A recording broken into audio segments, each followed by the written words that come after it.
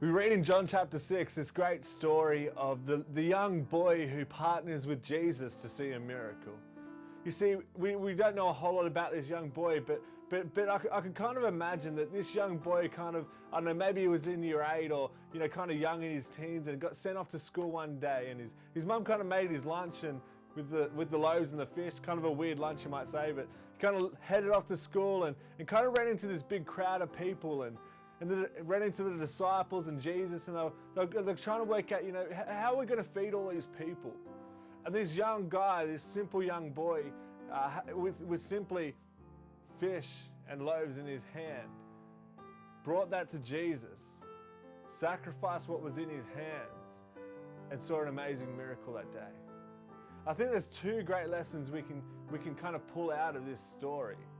The first of these is that it's really hard to care for others when we're comfortable ourselves. You see, the little boy, he didn't actually have to give up his food. You see, all these thousands of people were hungry and needed food, but you see, he was sorted himself. He could have just sat down and kind of snacked on his lunch himself. You see, it's hard for us to think of others when we're comfortable ourselves. I believe God wants us to live out of sacrifice and use what is in our hands to worship Him and to give glory to Him and to serve others. Hebrews 13:5 says, do not neglect to do good and share what you have, for these sacrifices are pleasing to God.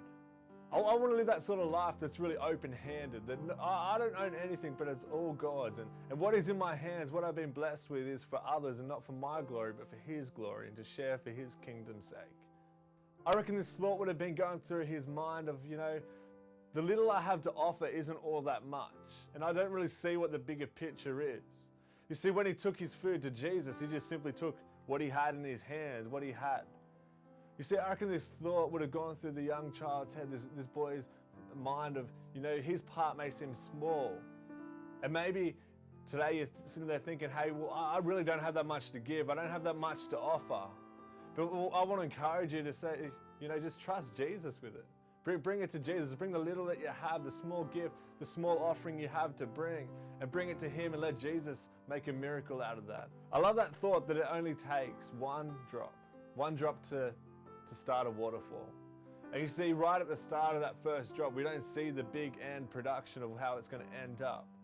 But you see, it takes that one drop, it takes that one person to take what is in their hands, trust it with Jesus, give it to Him, surrender it to Him, and He works it from there.